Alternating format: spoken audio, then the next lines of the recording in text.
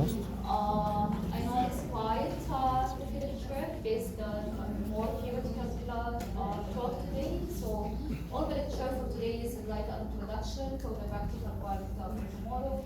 So tomorrow, inshallah, it will be more classes. We will get more practice and information So I'm going to talk about a couple of minutes about one of the very useful tools can be applied for infants who is at risk of motor disabilities. I'm going to talk about general movement assessment in unit. So the objective is this talk. I'm going to talk about a bit introduction of general movement and the history plan, policy statement, talking about cerebral palsy in terms of incidence, etiology, risk factor, clinical presentation, and intervention methods. And at the end, we'll talk about use of general movement assessment at newborn care. So as you know, each year more than 15 million of babies worldwide are born preterm. Once we say preterm, that's a baby who's born less than 37 weeks of gestational age. And the number of cases actually is rising all over. So the infant born preterm are at high risk of developing motor impairment than the infants who born at term gestation. Morbidity is inversely correlated to the gestational age. So infants who is born extremely low gestational age, once we say that, that means who's born less than 28 weeks gestational age are most at risk. Cerebral palsy is a common motor impairment of high-risk infants, such as those born preterm, and those infants are also high risk of developmental delay and other motor coordination disorder. So what does cerebral palsy mean? Cerebral palsy is a physical disability that affect motor and posture of the body. So worldwide, we have 17 million people with cerebral palsy. There are 4 types of presentation of cerebral palsy. The most common type, which is spastic CP, which is around 70 to 80% of the cases. So this is the most common form of muscle, which is appear very stiff, and usually the lesion arises from cerebral cortical damage. Then we have the dyskinetic type or form, which is occur around 6% of the total cerebral palsy cases, and this characterized by involuntary movement arise from the basal ganglia. At the same rate, we will have ataxic type of cerebral palsy, which is characterized by shaky movement, unsteady gait, and absence of feeling of sensory of position. And this is usually arise from the damage of cerebellum. And also we have the next type. So, infant who has cerebral palsy, usually they have associated impairment. So in each 1 in 3 cerebral palsy infant, there is an infant is unable to walk, and 1 in 4 is unable to talk as well. 3 in 4 experience of pain because of the spasticity and stiffness of his muscle. 1 in 4 has epilepsy and seizure disorder. As well, there is a behavior disorder. 1 in 2 has intellectual impairment and cognitive disabilities. 1 in 10 has visual disabilities as well. And 1 in 4 has a bladder control problem. 1 in 5 has sleep disorder and have saliva control problem. There are currently no standardized clinical guidelines for prediction of motor impairment in high-risk infant, and the identification of those high-risk infants is typically involved the integration of clinical history, neuroimaging results, different clinical assessment, and experience of healthcare provider. The assessment of spontaneous general movement is an important tool which can be used for prediction of movement impairment at high-risk infants. So this is basically how it's like the general movement assessment. So basically we'll have an infant whose leg is up from diaper and there is a camera for videotaping record. The application of this assessment clinically involves the evaluation of qualities of spontaneous general movement through custom perception of the observer. So a video recording is taken from the infant's spontaneous general movement, which is then assessed during playback of video recording at normal speed in addition of higher speed, and may be used to identify the presence of movement stereotyping. So whose infants are candidates for this general movement assessment? Any infant with grade 3 or 4 IVH, significant post-hemorrhagic ventricular dilatation or ventricular hydrocephalus, any infant with ventricular recomalacia, significant white matter injury, or any infant his initial MRI after birth showed abnormal, for example, moderate to severe white matter injury or moderate to severe cerebral abnormalities.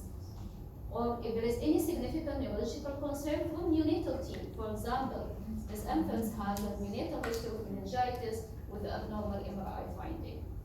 In infants with hypoxic ischemic encephalopathy, moderate to severe, as we mentioned earlier in the morning, and any infant who is present with neonatal encephalopathy. How are general movement assessed? So, first of all, we have to obtain the consent from the parents. So, written consent required to complete before each video record, and there is a parent information sheet should be available about the test advantage and in how to implement in their child. Then the assessment is by video recording of an infant spontaneous moving. The video record is reviewed away from the infant by staff member who have attained and passed the course in general movement assessment. So we will assess two phases in terms of general movement of a baby, riding age, general movement, which is usually typically assessed during inpatient or hospitalization, because ideally we are looking to obtain this assessment at the 36 or more corrected gestational age. And the feedback to treating team within 1 to 2 weeks for general movement assessment is required. Then, the second step, once the patient discharged, coming from the clinic, we will assess the PGT age general movement. So this is an outpatient, as we mentioned, video record at 3 months of corrected gestational age, and physio playing group could be offered, and group review video within 14 days maximum, and communicating of the assessment physiotherapist to neonatal consultant before 4 months of corrected gestational age. So what is the role of this general movement assessment tool? So the observation of quality of spontaneous movement, also known as general movement of preterm and term infants, can provide more information about how is the child likely to be in the future. In term, is he at risk of motor disabilities or not? The result of the brain MRI in extremely preterm infant at term age and general movement assessment have shown complementary rules at this time. So this is the literature review, which is support the use of general movement as an assessment tool for infants who are at risk of neuromotor disabilities. So as we can see, the GT movement is a strong marker for CB, and general movement in the other one, the other paper, general movement assessment, it's help us to identify preterm infant at risk of cognitive disorder. More study also showed it can recruit child from autistic and attention deficit hyperactivity disorders. Furthermore, CRAM synchronized general movement in preterm infant as an early marker of cerebral palsy. This one is very interesting paper actually. It's made a huge difference in the clinician practice once they publish this paper. More quality of general movement is valuable tool for the assessment of neurological integrity in young infants. So, from a recent review of general movements, we are shown to have high sensitivity between 83 to 100% for this test, And the sensitivity improved with increasing gestational age. Thus, the general movement assessment is very good at identifying the neonate who will have a normal outcome. The overall specificity for the lower range in the recent review from 59 to 100%. Again, the specificity improved with increasing age, probably due to the large number of neonates identified as having growth premature in the term age, right in general movement period, who subsequently normalize and have normal Fidgety movement around 12 weeks post-gestational age. During the Fidgety movement period, specificity is reported to be between 80 to 100%. Thus, normal general movement at any age have a right heart ratio of cerebral palsy with the V value less than 0.04, 95% confident interval 0.005 to 0.27. As well, cramp synchronized general movement have like a ratio 45, 95 confident interval 6.4, this is an error 3.21. So the absence of general movement, Fidgety movement have like a ratio of more than 51. So once we talk on general movement display as a corner of developmental trajectory, the first stage what we are looking and assess, which is arriving general movement, present in utero, and it continues up to 46 weeks post-gestational age.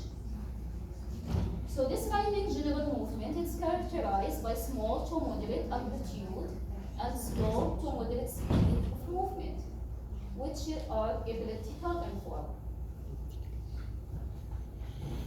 So abnormal general movement in the riding period can be assessed as poor, repertory, cramp synchronized, and chaotic. So in terms of poor repertory movement or monotonous movement that don't appear complex, the video will show more details and during the practical work as well. Cramp synchronized as defined as a rigid movement whereas the limb and trunk contract and relax simultaneously. Chaotic movement is a large amplitude of movement of all limbs that occur in chaotic order without fluency or smoothness. So the second stage occurs about 6 to 9 weeks post-term, where the driving pattern of general movement is replaced by Fidgety pattern of general movements. These are small movements in all directions of moderate speed and variable acceleration in leg and trunk limbs as well. They are continuously present in awake infant except during focusing attention or crying. So abnormal Fidgety movement are either absent, so we will report it as F-, if never observed between 6 to 20 weeks post-term, or this is in case if absent, or can be reported as exaggerated, which is still, this is abnormal. We don't want it exaggerated explicit of that, with increased amplitude, speed, and jerkiness. So this is the video for this child. This is the 29 weeks of infant who are corrected gestational age now 6 weeks, post-menstrual age. And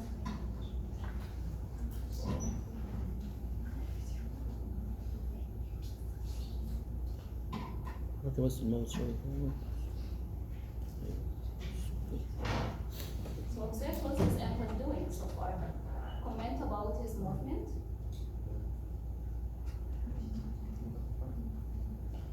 So the ideal typically general movement should be assessed for 12 to 15 minutes. But this is very short video, just for the time saving.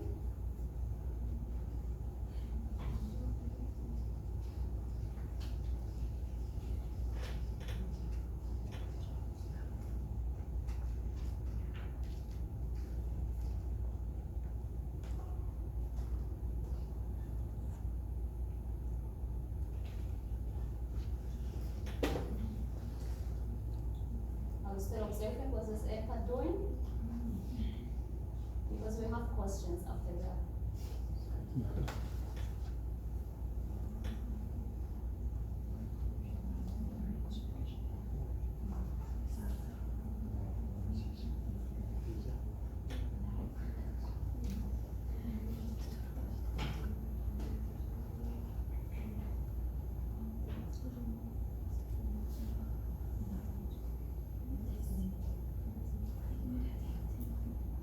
imagine if you are watching the infant video takes of 15 minutes.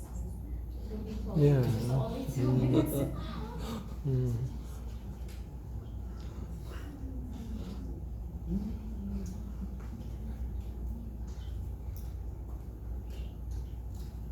So what do you think about this system?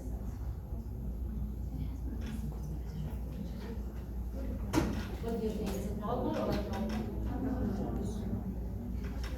Abnormal? Where is the abnormal? Comment about the abnormal. Sorry? Exactly. Okay. And what else? Sneeze.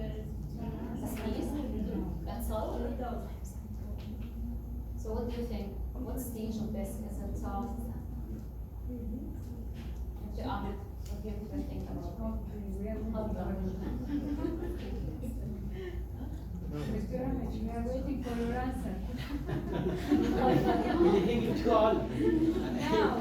I cannot be judgmental. Give him the mic.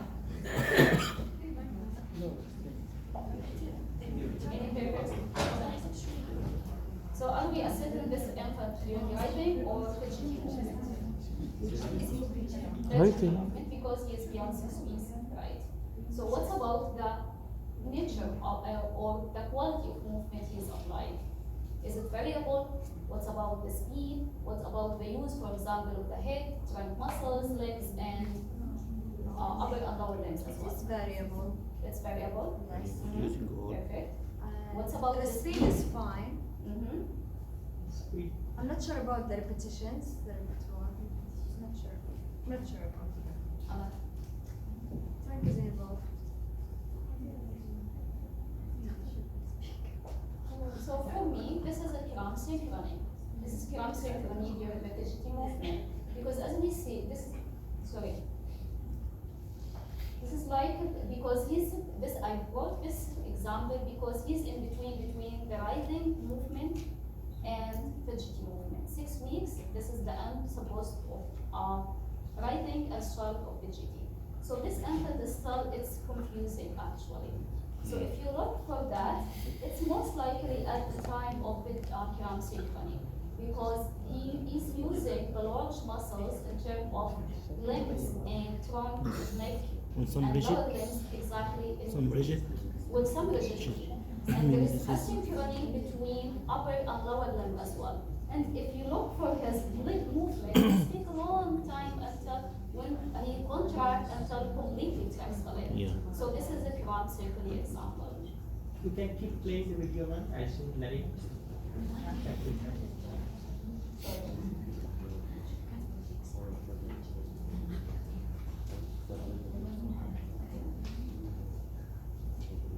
You want to from the beginning? No, it's okay. So the start, it was, once we started the video, it was reassuring. Look how he's flexing upper and lower limbs nicely. But later on, look how he's using the extensor and flexor muscles.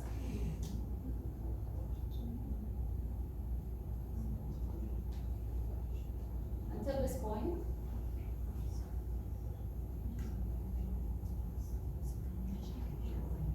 look after that what he's doing. Lots of movement at the proximal joint we are seeing. Exactly.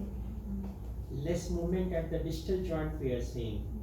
Then we are seeing movement more at the trunk, which is more opisthotonous posturing. There's lots of extension we can see in the trunk. And then when you look at the foot, child is using the foot to Look for press this the movement. surface and Look for raise. this movement. And then This is lots of, concerning. yeah. These are the movement that is considered as the fidgety movement.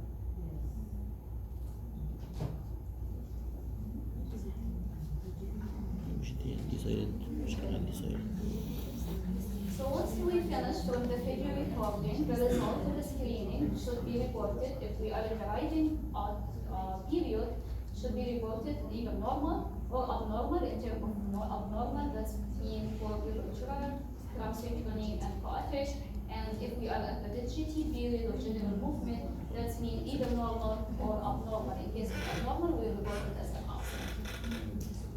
So this is the diagram which should show the flow chart, how to, what you should do the next step after you score the assessment. So, in case of normal, that's mean during the fidgeting, during the writing and fidgeting movement period, that means the risk of cerebral palsy is very unlikely. If you are at the time of the writing movement assessment and the result is still abnormal, so at this point you have to bring the child again within 1 to 2 weeks and do the assessment again, just to make sure it's completely abnormal. So at this time, you have to just advise the neonatology to have a good observation and assessment at least within 4 weeks. Because the next step from the assessment of the fidgeting movement, it will be at around 3 months of age. So during that period, if still baby came to your clinic and the assessment still is abnormal, that means the possibility and the risk of cerebral palsy is very high. So early identification of both babies at increased risk of movement problem enable closer monitoring and earlier intervention. So having normal general movement in case of abnormal, for example ultrasound or MRI, can also give some reassurance regarding normal movement motor outcome. What does an abnormal assessment, if the self-abnormal assessment, as we mentioned, at the 3 months of age, it's still concerning. So if we have an absent fidgeting movement at 12 to 16 weeks, has sensitivity 95 to 100%, and specificity 85% for cerebral palsy. And if we have an abnormal fidgeting movement or rare or not clearly predictive of motor development, although it's concerning need to do frequent assessment, not only with general movement assessment, but with different tools, for example, Alberta Interquarter scale. And you have to closely observe the child because it's not yet clear that he is completely not at risk of cerebral palsy. So the outcome of abnormal assessment at 3 months corrected age, if we have absent fidgeting movement, consultant neonatologist and outpatient review at 4 months corrected age, as we mentioned. Further review with the physiotherapy group at 4 months and may repeat the video. Referral to a further service, including early intervention. So discuss with the physiotherapist regarding the best local options. And once we are done with these tools, we have to document and store the video. The outcome of the assessment will be documented on the patient medical report, and the video will be stored on a password protected piece. So take home message. Prediction of motor impairments such as cerebral palsy in preterm infants, it's challenging and ideally require technique that are both sensitive and specific due to the large number of complex factors affecting neurodevelopment and the difficulty of assessing brain plasticity, predicting which children will develop cerebral palsy on the basis of single assessment will always be challenging. That's why we usually recommended to do 2 tests, and this is what we are doing in our clinic. Usually we are using Alberta and Infinite on top of general movement. So a multimodal longitudinal approach including combination methods, for example, neurological assessment, general movement assessment, and neuroimaging is likely to improve both positive and negative prediction. So early risk stratification and prediction has many benefits. It's allow for early identification, most likely to benefit from early intervention and targeting of resources and support for parents. Furthermore, access to health, social service, and educational services often dependent on the diagnosis. The application of this technique may prove to be useful not only in the reduction of infants at high risk of motor impairment, but also in evaluation of therapies aiming to influence the developing brain. So this is available with courses which we usually implemented at a couple times per year. You can look outside for that if you want to apply. It's just a 5 days course. And this is my reference. Thank you so much. Many thank you, Dr. Azman, for this nice presentation. As I have one concern as regards this unfortunately, this nearly all our patients like this, 29 weeks and now 6 months is doing very fine. 6 weeks and is doing very fine in room air and moving spontaneously. But the challenge that we are facing in some patients with chronic disease, kept intubated for a long time, and at this 6 weeks, maybe still mechanical ventilation and sometimes on sedation. Any other method to assess movement for such patients for this chronic lung disease, ventilator dependent at this age? That's right. So, first of all, as we know, the other four factors which can affect the assessment should be not mandatory to be okay actually. Nasal CPAP, it's not a contraindication to do general movement assessment.